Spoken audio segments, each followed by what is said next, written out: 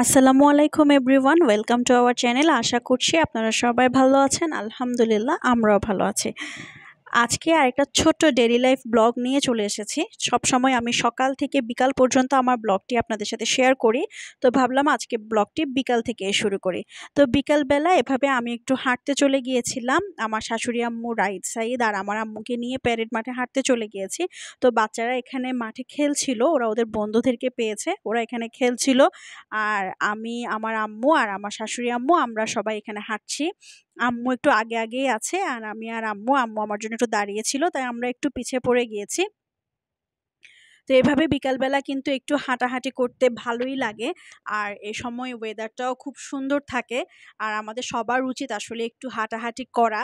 হাঁটাহাঁটি করলে শরীরটাও ভালো থাকে। তো হাঁটতে হাঁটতে এই পাশে চলে এসেছি আর এদিকে দেখলাম যে এভাবে উনি একদম ড্রেস পরে ঝালমুড়ি বিক্রি করছেন এদিকে। আর এখানেও অনেকজন খেলাধুলা করছে, বাচ্চারা বড়রা প্রায় সবাই হাঁটাহাঁটি করতে আসে, খেলাধুলা করতে আসে। আর আমার শাশুড়ি আম্মু উনি হাঁটাহাঁটি শেষে আম্মু এখানে বসে আছেন। আম্মুকে বললাম যে আপনার টায়ার্ড লাগলে আপনি এখানে বসেন, এখানে এভাবে সবাই বসে থাকে যাদেরই মানে রেস্ট করতে ইচ্ছা করে। তো আম্মু ওখানে একজন সঙ্গী পেয়ে গিয়েছেন। তো এরপরে এই রাউন্ডটা শেষে কিন্তু আমার আম্মু ওখানে গিয়ে জয়েন করেছেন। তো ওদেরকে বললাম যে তোমরা দুই বেআইন বসে গল্প করো, আমি আর একটু হাঁটি। আমার 30 মিনিটসের হাঁটার একটা টার্গেট ছিল। তো এখানে দেখলাম যে রাইট সাইড তখন ক্রিকেট খেলছে, আমি ফাঁকে ফাঁকে ওদেরকেও দেখছিলাম যে ওরা ঠিক আছে কিনা। তো এরপরে হাঁটাহাঁটি করে বাসায় চলে এসেছি, ফ্রেশ হয়ে মাগরিবের নামাজটা আদায় করে এরপরে আমি চলে এসেছি সোজা রান্নাঘরে। তো আজকে আম্মু এভাবে গরুর পায়া রান্না করেছিল। আমরা চাটগাঁয়েরা কিন্তু এটাকে নলা বলি, গরুর নলা বা নাল্লি বলে অনেকে।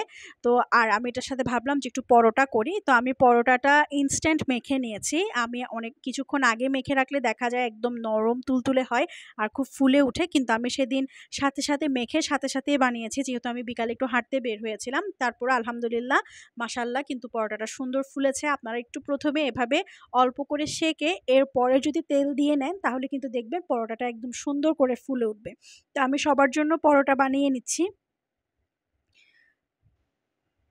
আর এই যে দেখতেই পাচ্ছেন কত সুন্দর করে পরোটাগুলো হয়ে গিয়েছে।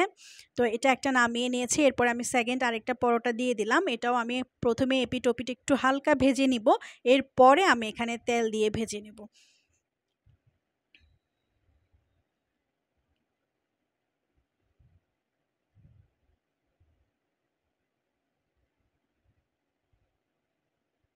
আমার সেকেন্ড পরোটাটাও ভাজা হয়ে যাচ্ছে। আমি এপিট ওপিট আস্তে আস্তে করে ভেজে নিচ্ছি, একটু উল্টিয়ে পাল্টিয়ে ভেজে নিতে হবে যাতে দুই পাশে তেলটা খুব ভালো করে লাগে। আর তেল একটু কমিয়ে দিলে কিন্তু একদম একটা সেঁকা পরোটা হয়ে যাবে এটা। তো এরপরে আমার বিকালের নাস্তা, সন্ধ্যার নাস্তা খাওয়া দাওয়া শেষ করে আমি সাইদকে নিয়ে একটু পড়তে বসিয়েছি। তো এই যে ওকে একটু সেদিন অ্যারিথ করাচ্ছিলাম।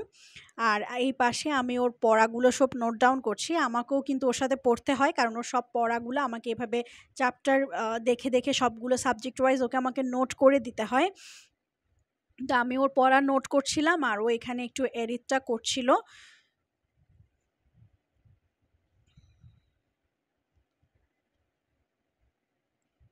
আর ওদেরকেও কিন্তু এখন কলম দিয়ে লিখতে হয়, যেহেতু মাশাআল্লাহ ও এখন ক্লাস 3 তে উঠে গিয়েছে। তো এরপরে আমার আসলে মাথা ব্যথা করছিল, তো ওকে আমি বললাম যে আমার গ্লাসটা একটু নিয়ে আসো। তো সে সুন্দর করে আমার গ্লাসটা একদম ক্লিন করে দিচ্ছিল। তো এটা আমার কাছে আসলে অনেক কিউট লেগেছে। তো মাশাআল্লাহ আলহামদুলিল্লাহ, তো আমাকে এভাবে একটু ক্লিন করে এনে দিল। তো ওকে আমি একটু থ্যাংক ইউ বললাম সেজন্য। বাচ্চাদের কিন্তু এই ছোট ছোট কাজগুলোতে আমাদের অ্যাপ্রিসিয়েট করা উচিত। তো এই ফাঁকে আমার নাকে খুব সুন্দর একটা অ্যারোমা আসছিল। তো আমি দেখতে গেলাম যে রান্নাঘরে কি হচ্ছে।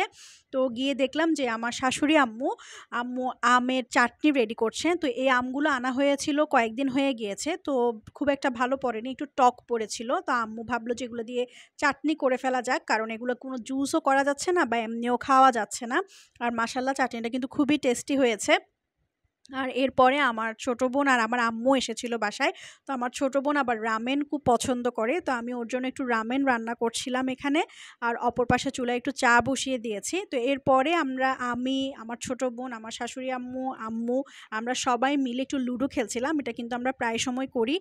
দেখা যায় আমরা চারজন এক জায়গায় বসে একটু লুডো খেলি। তো এরপরে আড্ডা খাওয়া দাওয়া শেষে একদম রাতের 1টায় আমি এখন আপনাদের সাথে শেয়ার করছি। এটার মাধ্যমে আমি আমার আজকের ব্লগটা আপনাদের সাথে শেষ করব। তো এটা হচ্ছে রাত্রে আমি আর আপনাদের ভাইয়া যেহেতু আমরা একটু নিশাচর, তো এভাবে একটা মুভি চালিয়ে দিয়েছি। দেখা যাবে যে মুভি দেখতে দেখতে একটু হালকা পাতলা ডেজার্ট স্ন্যাক্স খাওয়ার সাথে সাথে আমাদের একটা মুভি নাইট হয়ে যায়। তো এটাই আমার আজকের ছোট্ট একটা ব্লগ। সবাই ভালো থাকবেন, সুস্থ থাকবেন। আল্লাহ হাফেজ।